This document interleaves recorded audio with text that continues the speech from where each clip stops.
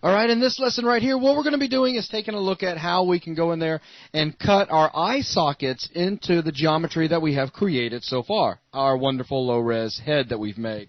And the primary focus of this lesson is how to get in there and start making these cuts, where you need to make cuts to actually make the geometry deform the way you need it to deform to match your reference images that you're working off of. And it's going to be a lot of different things that we're going to be doing from time to time. It may get a little bit tricky because there's going to be a lot of edges crossing past one another really close. And, you know, for those of you guys out there that are completely new to working in 3D, you may find it a bit intimidating. But let me tell you, it just all comes down to practice. Relax. Watch this lesson a couple of times. It's not that bad, I promise you. It's just a matter of getting used to it, if you will. Absolutely. If you can, you know, try to watch this lesson and maybe keep up in max. You know, go at your own pace. Pause the video as much as you need to. But really, you're gonna learn how to do this mostly by just doing it and doing it and doing it. Absolutely. Now, in starting this out, Zach, let me get you to go ahead and turn NURMS off. It's a good idea to just simply keep, you know, your scene or your viewports as simple as possible. It keeps things fast. It keeps all this additional detail out of the way. You don't need to be looking at that while you're modeling because it can make things confusing really fast. Absolutely. Right now we're doing some initial modeling, and really all of the detail that shows up with NURMS just isn't necessary. So I'm going to go back to my 4 view here. We'll give the computer a second to think about what it's doing. And we'll just kind of pan around. You can see pretty much where we left off here. Let me go ahead and frame forward a couple of times to get our material to go transparent. And just, it's a good idea to take a second and just really think about what you want to accomplish when you're modeling. When you take a look at these image planes, you'll notice that he's got this ridge that kind of goes around the outside of his eye, just kind of like an upper and lower eyebrow, maybe like a set of goggles that's actually part of his head. I like those motorcycle goggles. Yeah, actually, and you know, that's kind of neat, but we need to have enough detail to actually bring those out. Back inside the upper part of the goggle, there's this eyelid itself that's coming out. Absolutely. And then we've got the eyeball itself, but we're going to be doing the eyeball later on with a separate piece of geometry. So right now we're not going to worry about that. What I am going to do right now is I'm going to take this vertex that we have located right here that's coming about a third of the way down his little snout there. I'm going to move that up to the apex of his snout. That's just going to give me a reference point to go ahead and begin my cuts from. Following the contour of the shading or that line right there. And that, Zach, that's excellent that you just did that because that brings up a really valuable point, something that we can talk about before we actually dive into this. And that is, you know, a beginner is quick to say, how do I know where to make the cuts? Because in a minute, when you start cutting this thing up, a beginner is going to get confused as to why you made specific cuts. You want to take a stab at this? Well, sure, absolutely, because, you know, I was there at one point. The first time I started modeling in 3D, when I was using reference planes or shaded reference images, because they're not always shaded, that was one of my big problems, was it was hard to tell exactly where I was putting that detail and why I was making cuts where I was. A lot of that's going to come with practice, but there are a few guidelines you can follow to keep things going smoothly. One thing is, when you're using a shaded reference, let me kind of zoom out so you can see these heads completely. The shading is going to help you in that there's going to be extreme lights and darks if they're shaded well. Hopefully, if you've got somebody else doing your reference images, tell them that you want it shaded dramatically. If you do drawings yourself, try to have a good spread between lights and darks in your images, and here's why. What those heavy shadows are doing is they're really showing us that we've got a real drastic edge right here. So we're going to know we're going to need detail right there. But, I mean, if we look around on the face, there's other places as well. There's like this dimpled area here where his snout and his cheek come together. We know we're going to need detail there on each side of his head. The underside of his lip actually caves in, you know, just pushes into his chin. We're going to need that. The area here, like this ridge here between the outside ridge of his eyebrow right into his eyelid. We're going to need detail there to bring that out. So really, as I'm placing these cuts, that's the reason. That's the method behind my madness, so to speak. That's why I'm placing them where I am. Exactly. And there's 2 more things, actually, that can kind of go along with what Zach just said. Another thing is just practice and experience. Absolutely. Experience is so important to this. Don't expect to become an expert modeler overnight. The more that you work with polygonal modeling, or any type of modeling for that fact, the more you'll become comfortable understanding where if you add detail here, what kind of consequences will be presented to the rest of the model. In other words, how will the rest of the model inherit those changes that you just made, a new cut or something along those lines. And so the more you become in tune with that, then the quicker you are at understanding you need to make a cut here or there or chamfer this or whatever so that you can create a ridge or a valley, et cetera, et cetera. And then finally, animation. the eyelid's going to need to blink, so you're going to need to have additional detail in there. Sometimes you may be able to model something, but if you don't have enough detail in there, then when you actually go to animate that thing, it's not going to deform properly. So, Zach, we can actually make a point out of that at the end of this particular lesson when we can just spend just a second or two and talk about adding some additional detail into the eyelid. So let me get you just when you're modeling it with low res, or as low res as possible. Then we'll go back and we'll just talk about adding some additional detail in there. Does that make sense? Absolutely. Like we could make it maybe make a short animation, or where we can make him blink. Or we could. We'll just see how long this VTM's turning out, or we could save that for another one. But what I'm saying is just in actually modeling the eyelid, you just model it. I see. Okay. Then Absolutely. we'll talk about how adding additional detail in there so that it actually domes out when he blinks and things like that. Exactly. It's just so that the detail will be there for later on. So basically what this long little lecture sums up to be, hey, like I said, long little. That's funny. Not bad. This long little lecture basically sums up to be this. How do I know where to make these cuts? Well, it comes down to experience. It comes down to knowing how to read your reference drawings properly. And it comes down to knowing how this guy's going to be animated and where you need the additional detail for the deformations to occur properly. Right. You're going to need to just practice to get experience. And with that experience is going to become understanding. Speed and efficiency are going to become a byproduct of that understanding. And so with that, let's go ahead and get started. Get some work done. What I'm going to pull this vertex up here, because really you're going to notice his eye is kind of slanted. It slants up to the corner, and really I'm just kind of getting a general idea of that shape with what I've already got before I make any cuts. With that, actually, I think I'm ready to go ahead and start making some cuts. I'm going to have kind of a funny technique for making these. It's going to seem funny, but I can show you the reason I'm doing it. And we will go ahead. I hate to do this, but I'm going to go and throw some additional information Please. in. But you'll see that 90% of the time when Zach makes cuts, it's always going to be starting at a vertex and ending at a vertex. Absolutely. It doesn't say that the rule of thumb is you always do that. There will be times when we actually start on an edge itself, but generally you're going to be starting from or ending at a vertex. And another thing is to pay very close attention to the actual crosshairs themselves. Kind of hard to see right now where the crosshairs are because there we go, because of the shading. But right now, Zach, you want to go ahead and talk about the three states? Well, sure. We went over this in our last VTM, but you notice when we're off the shape entirely, we've got the arrow. If we bring it onto like just the surface itself onto a polygon, we've got like the big crosshairs. If we drag it onto an edge, we get the horizontal crosshairs. If we put it right onto a vertex, we get the small crosshairs. Exactly, and this is really important because when you're actually going to make a cut starting from or ending at a vertex, make sure it's the small ones. Otherwise, you're going to end up with multiple vertices in there placed real close. Absolutely. Which is something you got to be careful about. And we taught you guys in the last VTM how to go in there and collapse them. And that actually may even happen in this particular lesson. Okay. Well, what I'm going to do here is I'm going to go ahead and make a cut that's. I'll tell you what I'm going to do before I do it. I'm going to make a cut that's going to bring out the ridge here of his little eyebrow. Make him some goggles. Oh yeah. So and what I'm going to do. See, now I could go ahead and start from here and make my cut, and you'll notice something kind of funny is happening. We really can't see where that cut's going. Mm-hmm. There's a problem here. What we've got going on is I'm going to do something that Jason has already told me not to do numerous times in this VTM, is I'm going to rotate this orthographic view. And here's actually the reason why we couldn't see that edge.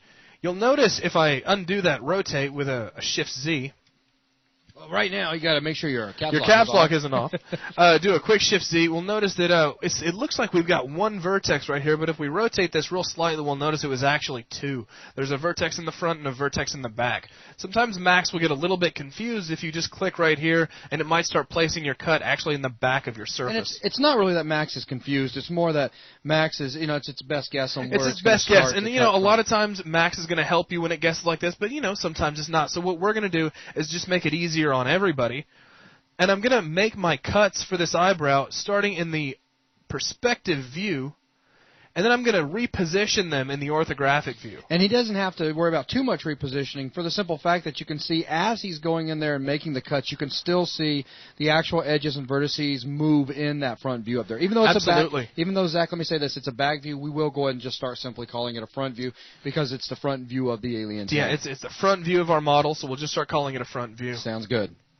So I just made that cut, and the place that I want those vertices to appear is going to be actually on the outermost edge of this ridge, and actually it looks like I pretty much got it.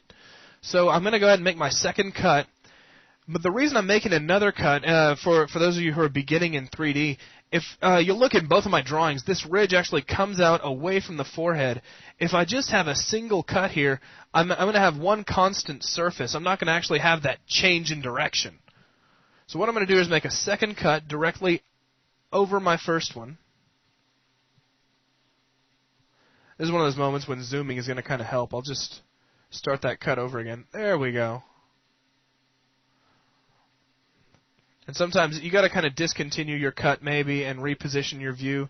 That's common. Don't worry about it. You don't always have to make your cuts last from one end all the way to the other. You know, doing it slow and getting it right is always better than having to change things around or use the undo key.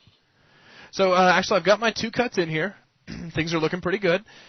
And I'm going to go ahead and just keep adding detail before I start moving stuff around too much. So you'll notice we've got another dramatic ridge here underneath his eye. So I'm going to need to go ahead and add some detail in so we can put that in its place. I'll start here at this vertex. And actually, what I can do to save a little bit of time and effort is just go ahead and drag straight over here to this vertex. And then with my move tool, in my orthographic view here, I can just kind of scoot it down a little bit. Now at this point, I need to go ahead and add a little more detail to the inner eye area, and then we're going to make a circular cut, which this time is going to start on an edge. Every now and then you do have to do that. And it's going to pretty much outline this this eye area, the area where the actual eye socket's located. First, though, let me go ahead and get my cut tool back out. Make a cut from the center here to the outside.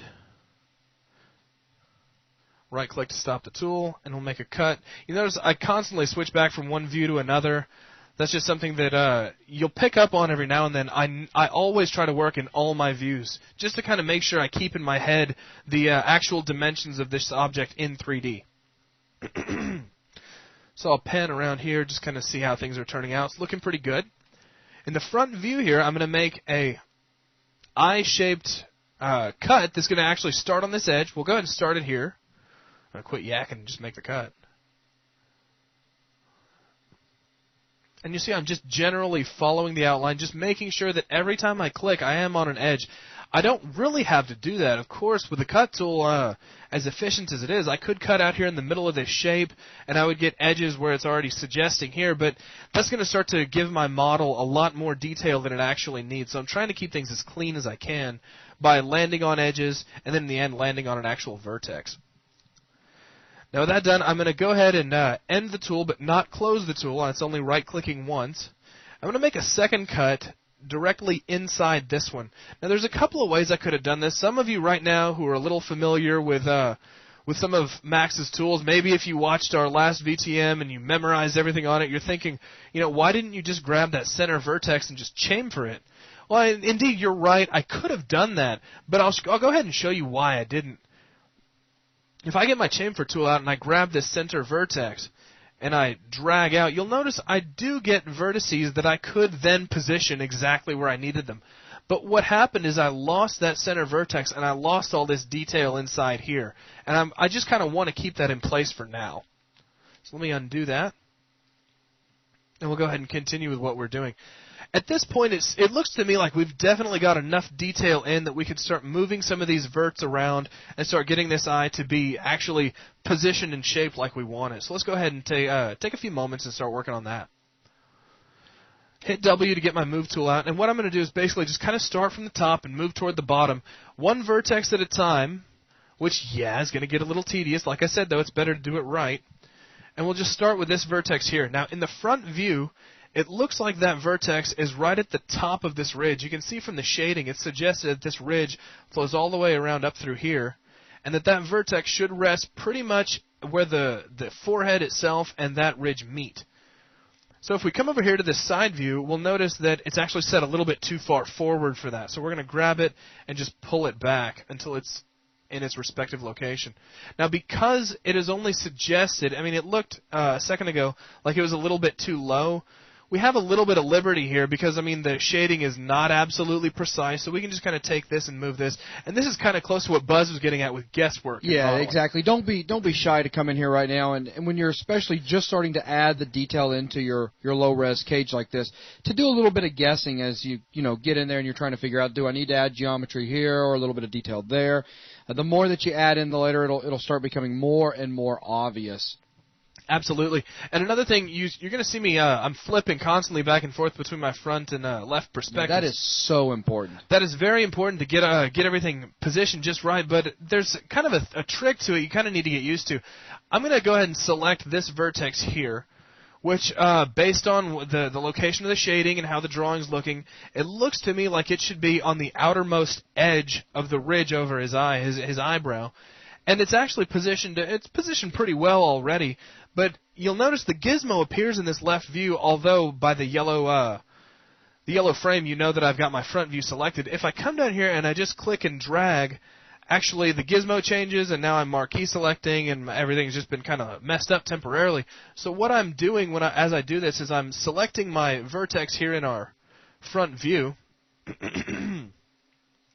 And then instead of just left-clicking on it when I get over here to the left, I'm middle-clicking on the window first to set the window to active. That updates my gizmo, and now I can move this freely without changing anything around. Every now and then it's a good idea to come in here to your perspective view, make sure things are deforming properly, just kind of make sure that things are turning out the way you want them to. And for beginners, I always recommend that a complete beginner simply switch back over to a shaded mode. Absolutely. Because it helps, make things a little bit clearer. Sure, it makes it a lot easier to see what we're up to right now. We can kind of zoom out to see our whole eye area. We've started here up at this upper ridge. The rest of it's looking a little funny, a little questionable. That's okay. We haven't quite got there yet. But this isn't looking too bad right now. So we'll just kind of keep moving along. I'm going to go back to my transparent setting. And we'll zoom in here. And I'm just going to start by moving around the outside edge of this eye here. We'll start perhaps with this vertex here, which is dead center of the eyes. It's going to be a little hard to select because there is another vertex directly behind it. But once we get it, now I'm going to middle click on this window over here. And according to this window, according to our front view, it should be set on his forehead directly between his eyebrows, which means it should actually be pushed a little further back than his eyebrows. But here in this view, you notice it's actually set forward than his entire head. So we need to fix that. We need to kind of pull it back, which is no problem. We'll pull it back to here to where it's actually behind the eyebrows. That should be properly located. Now our second vertex here, it looks like it's sitting more or less on the outside edge of that ridge, maybe a little more forward than our last vertex, but not as far out as perhaps this one will be. So we'll middle click on the window and then drag it. And if we want, we can kind of zoom in to get a little more accurate, just so we feel a little more comfortable about where we're placing it. And then we'll come into this next one, and it looks like it's sitting on the outermost edge of this ridge. So we'll middle click on this window, and we'll just kind of pull it in to the outermost edge of the ridge. Now we'll just kind of come back here to this outside vertex. And according to this, it's kind of located pretty much toward the outside of the head, all the way around the outside of this ridge itself. And here it obviously looks like it's set a little bit too far forward. We'll just kind of pull it back to about there to where it kind of looks like it should be in the same location on both planes, which is really the big key here. What we're doing, if you haven't quite picked up on it yet, is we're taking where these vertices appear to be located in the front view, and then we're actually placing them in that location in the side view. This also ties in, as I kind of connect our lessons together, this is why our image planes had to be lined up so accurately. If we'd had discrepancies here within maybe like the eye was actually set lower in our side view, we'd have to be actually guessing where the eye would be located in our 3D model, which could get to be a nightmare. There would become a lot more guesswork.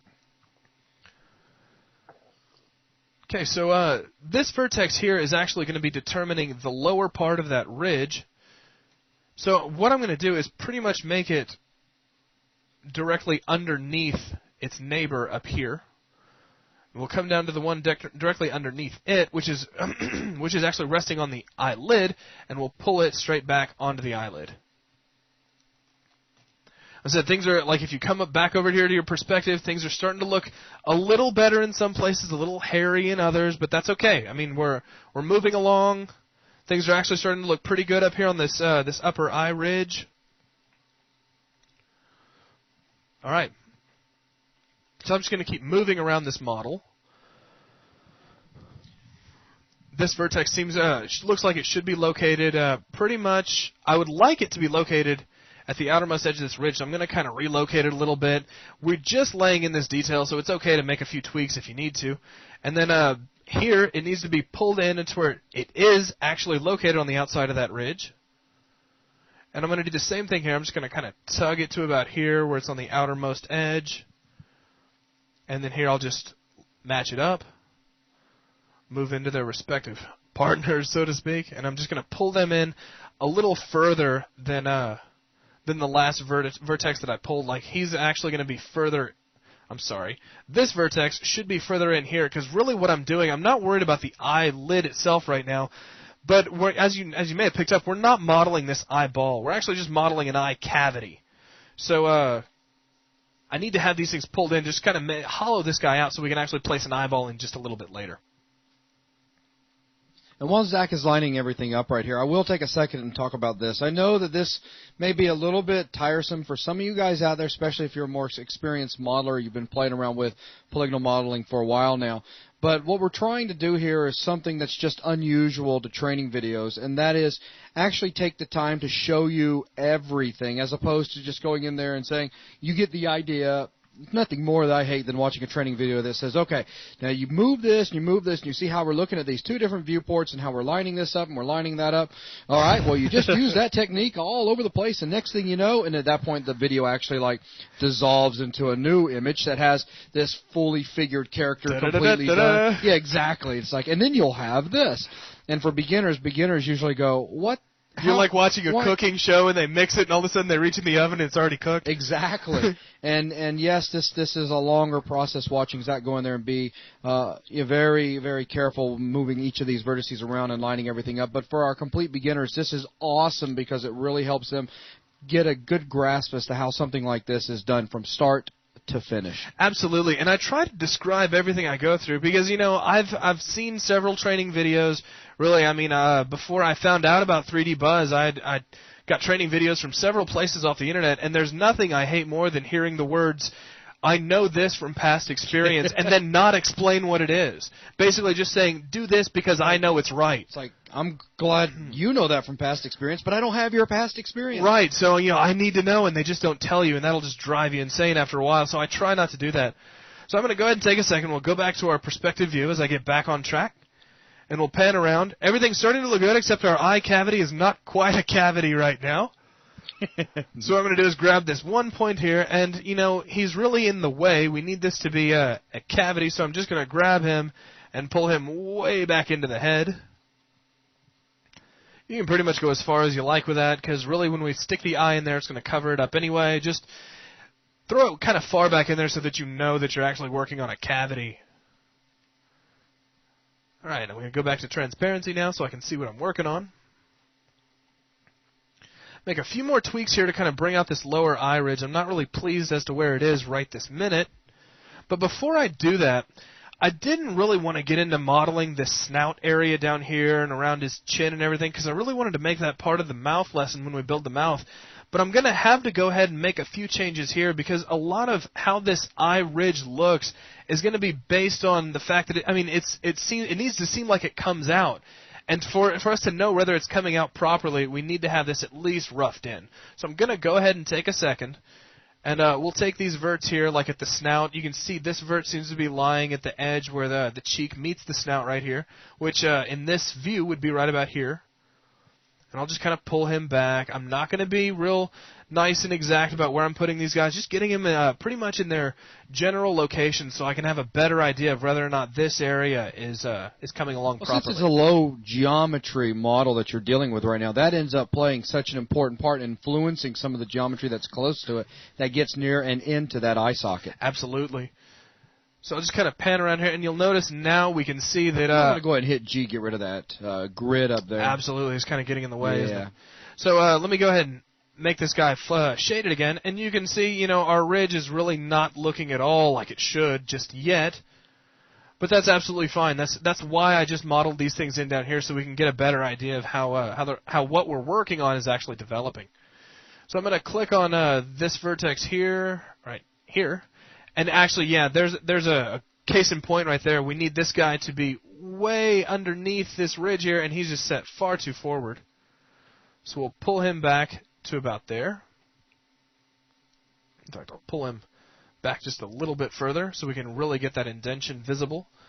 And I'll go ahead and reshade this guy, and now you can see we've actually got our ridge up underneath his eye. We can go back and we can tweak this a little bit. We can change it just to suit the drawing, to kind of change it to what we expect to see when we see something from 2D change into 3D. So right now, our ridge around our eye, our eyebrows, upper and lower eyebrow, I guess you could call it, are starting to come in kind of nicely. Now is going to be a pretty good time to go ahead and switch back over and turn on NURM surfaces and actually see how this is coming along, see if we're matching up our drawing. So I'll switch that back on. And a good way to test this is to watch the lines of your NURM surface and see if they seem to be flowing along where they should be on the drawing. And actually, they seem to be doing a pretty good job from here. Yeah, it looks really good. It's actually circling around the eye just like it should be. We've got the general shape of that eye socket coming in really well. If you want to think about it this way, if you follow the lines, you want like a contour line to go all the way around the ridge of this eyebrow. If you just kind of pick one out and follow it, it seems to do just exactly that. So that all seems to be modeled in really well. And, of course, you can always make tweaks right now, and you'll actually see Absolutely. that high-res geometry update automatically for you. And let me come in here. I'll hit F4 alone, not Alt F4. Do not hit Alt F4 no matter what you do. And just kind of pan around, and you'll see this is actually starting to turn out really well. This is exactly what we're looking for.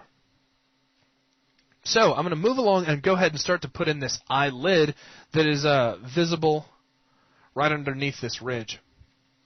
To do that, I'm going to be making several cuts, and you're not really going to understand why I'm making these cuts until I'm done. I'm going to do my best to explain it, but I'm going to stay vague at first, and all will become clear as I go along. Really, you will understand what I'm doing by the time I finish this, and hopefully you'll understand why I did it.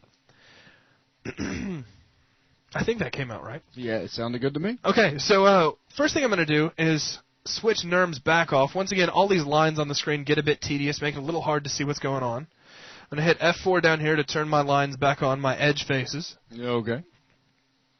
And in this view, I'm going to take these verts. You'll notice I've got really two sets of eye vertices here. I've got an outer ring and an inner ring. Well, that outer ring is pretty much telling Max when that ridge around his eye, when his eyebrows stop, and when his eye itself starts. So I don't really want to mess with the outer ones too much, but these inner ones, I want to pull in and put them pretty much directly behind the outer ones. So I'm going to go ahead and take a second and just do that. Not exactly behind them, just kind of close.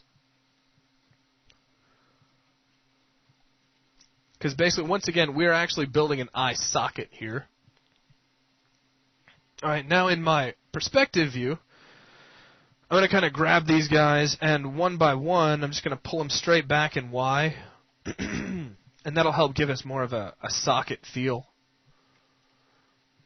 That one's actually not too bad. We'll pretty much leave it where it is. This one, however, we will pull back.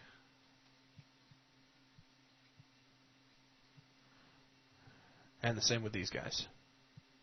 So that's pretty good. In fact, if we go ahead and shade this back out, we'll notice that really helped us get more of a definition as to where the actual eye is located. But I feel like I might have pulled some of them out a little bit too far. That's, some guesswork is going in here, and second guessing yourself is not always a bad thing. Just take a second, get them more accurately positioned for where I think this eye should be. Actually, looking at that, I'm quite pleased. So what I'm going to do is I'm going to go ahead and start making some cuts to bring in this eyelid. Now, some of you are going to think this is really confusing, what I'm about to do. I'm going to just be making some cuts that some of you are going to understand, some of you aren't right away. I'm going to try my best to explain them as we go. But just if it's getting kind of shady, if you're starting to kind of get a little confused, just stick with me, and in the end you'll see exactly what we did. So I'm going to go ahead and get my cut tool out. And this is one of those times when you really can't see too well in your perspective view, so I'm going to be making most of my cuts in my orthographic view. And because of that, I'm going to go ahead and just blow it up. I'm leaving shading on right now because I don't really need to see the image plane. Once again, I'm just adding detail. I'll be moving that detail into its correct position with the orthographic view, with transparency and all that, so I get everything positioned right. But right now, while I'm just making cuts, it's going to actually be easier if I've got a shaded surface to see where the cuts are going. So I'm going to start from this innermost vertex, pretty much the corner of the eye. Make a cut to the edge, to the next edge, and I'd like to go to the next corner. Now, you'll notice I can't see that vert, but once again, these crosshairs are coming in handy. They turn into a small crosshair when I get over that vert, and I'll just click, and I'll middle mouse click to end the tool, and it went exactly where I wanted it to. Now, this next vertex, this next cut, I'm actually going to be starting on the edge. Now, I'm going to try to take a second and just explain why I'm doing this. Basically, if you think about it, the cut that I just made is going to be the front of my eyelid. Now, if you think of this eyelid as an actual three-dimensional shape, it needs to have a front, and then an inside edge, and then the back of the eyelid. So this next cut we make is going to determine the inside edge of your eyelid, that real faint pink line you can see right up next to your eyeball in the mirror. So we'll go ahead and make this cut here. And I'm going to stop the cut tool real quick and just kind of rotate around, and I'm going to go from this vertex we just left off at right to this edge. And what we've got here is, I know I just made this vertex on the edge, and I've said that it's not a good idea to always do that. But the thickness you see here between this vertex and this vertex is going to actually end up being the thickness of our eyelid. So I need to make one more cut to bring this guy pretty much to where we can move him around, and I'm going to start from this vertex. This will end up being the back of the eyelid. And once again, if you're confused, this really should pick up as soon as I move these verts around. And we'll close that off. Now we're pretty much ready to start moving. Before I do too much, I'm going to hit W to select my move tool, and I'm going to kind of move these guys directly behind their counterparts, just to kind of sharpen it up for when we do pull them out. And before I even try to line it up, I'm going to go ahead and try to show you how this all kind of paid off for us. Let me thin this out. Up here at top, the eyelid itself doesn't need to be quite so thick. Pull them forward and Y. Maybe we'll just come in here to this view and just scoot them around a little bit. We're going to be doing a lot of tweaks as we move along here. Now I'm going to grab both of these vertices, here and here. And I'm not going to go to a full front view. I'll just kind of pan my camera around here. And then we'll just drag out in this plane. You'll see now we've got an eyelid that actually has some thickness. So hopefully you see why I made those cuts. Jason, is it pretty clear? Yeah, I'm thinking you're doing a great job. You're the student right now, so is this making sense to you? Absolutely. All right.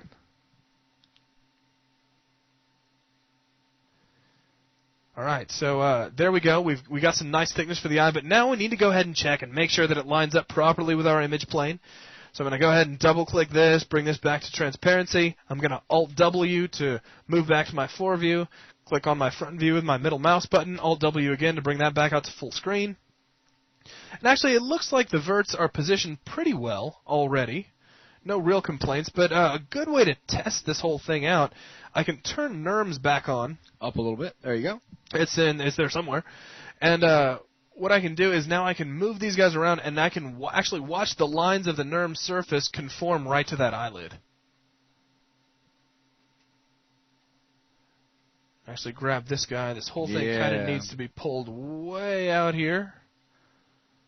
Maybe grab this ridge and pull it up. This is where some of the tweaking comes into play, and you'll see how this becomes more and more important as we get more and more detailed with our model. And just to see what that did, really, all I'm really using as guidelines here are the lines themselves as they flow along the NURMS surface, because it's those lines which really, from this view, they should look just like they're flowing along the outside of our drawing. So I'm going to come back here to my perspective view. We'll step back a couple of frames to shade this guy out. I'm going to hit F4, and actually that's looking very good. Not bad. Not bad at all. Now, I would like maybe to sharpen this up a little bit in here. This is already very nice. I like how there's a definition between the outside edge of this. A nice sharp crease. Nice sharp crease. You like that, eh? That was really nice. That's exactly what I was looking for. As I stumble and stammer. But I would like a little more of a crease perhaps in here. Not too much more, but just enough to make it a little more noticeable. So what I'm going to do is switch off NURM subdivision. I'm going to hit F4 to turn edge facing back on. And I'm just going to grab these two verts here. And if you like, you can even, after you've got these selected, you can switch NURMs back on. You can switch off edge facing. And then you can go ahead and make your changes and watch it update in real time. And actually, I like the way that looks from the front view. I can pull it up a little bit and help the crease a little from there, but actually I'm very pleased with how that looks. Some vertices in the back behind the actual eyelid could be moved up as well to make that a little bit more defined in the back. I'm not saying you have to. I know. You're just saying I could. But I'm not going to dwell on that too much. I'm not going to worry too much about the back side of the eyelid. So, actually, that's looking pretty good. Let's go through and just double-check everything. We'll make a few tweaks. Okay. We'll make sure this looks good. And, I think you mentioned earlier that it would be nice to, talk about detail for animation. Okay. And, we're probably not going to be doing I don't think we're doing any animation. This VTM is not about animation at all. No, it's modeling. This is a modeling animation. Hang in there with me, Zach. We're doing modeling. I'm working on it. But really, the modeler needs to take into account whether or not he's building something for an animator. And really, in this case, if we're building this for an animator who says he's got to make this guy blink, right now he can't really do a very convincing blink, and I can pretty much demonstrate that just by grabbing this and pulling down. And we kind of get an eyelidish kind of look. It doesn't look bad. We can pull this vert down too.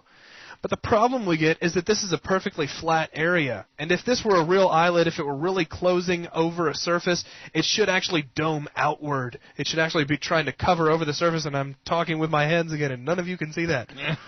But that's all right. So what I'm going to do is just kind of show you how to make a couple of really simple cuts that would make this easily animatable if later on you wanted to make this thing blink. So I switched back to my low res. I just switched off NURM subdivision. And I'm going to get my cut tool back out. And really, all I'm going to do, and really, if you understood why I made the cuts that I did initially when I made with the eyelid itself, you're really going to pick up on why I'm doing this.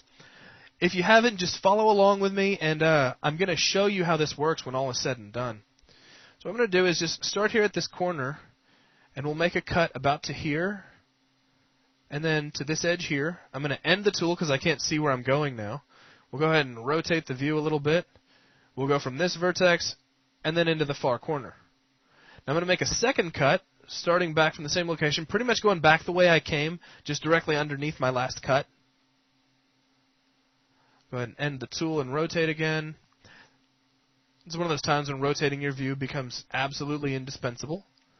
And now you notice I've got this extra detail in here. If I turn on my NURM surfaces again and switch off edge facing, you'll notice really not too much has changed. It doesn't really look all that different.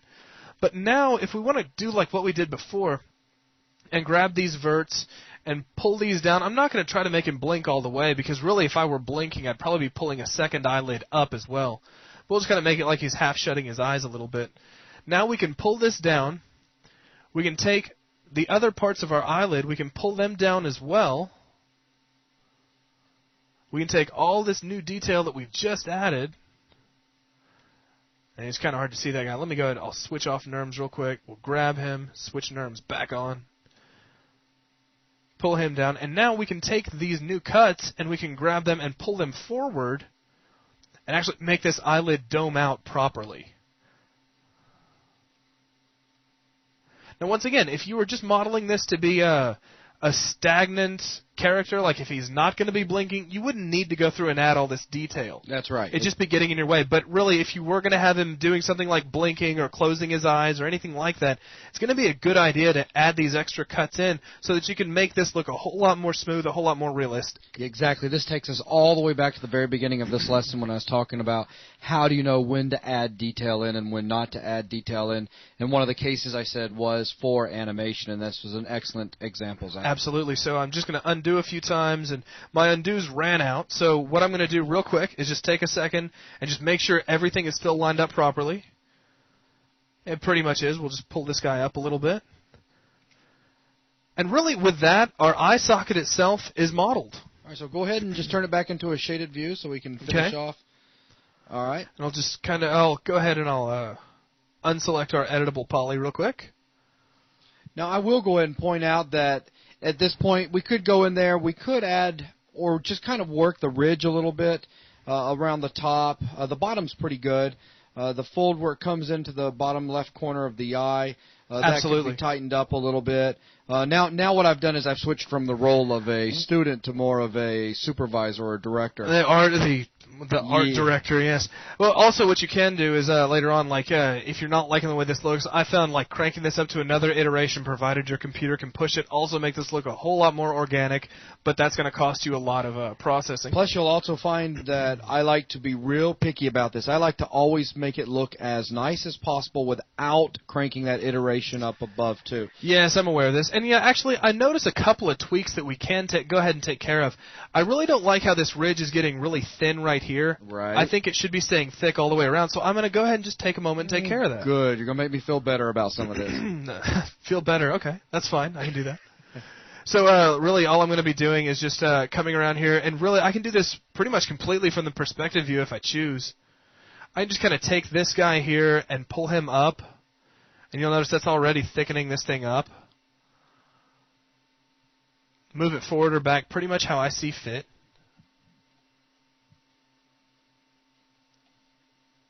This is where you just kind of take a few moments, and you come in here to your perspective view, you shade this guy out, and just try to determine what looks good and what doesn't, and then you just, you fix it based on what you see. Actually, that little motion there made a drastic change.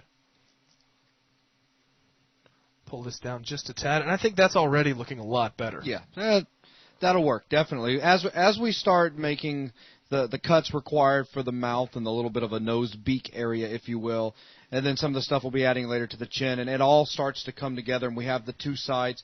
Once you're looking at the whole head, then you can definitely quickly point out where tweaks need to be made to get the final look the way you need it to be. Absolutely. So with this section right here, that's going to conclude getting the eye all cut into place. Great job, Zach. Thanks, everyone. Thanks a lot.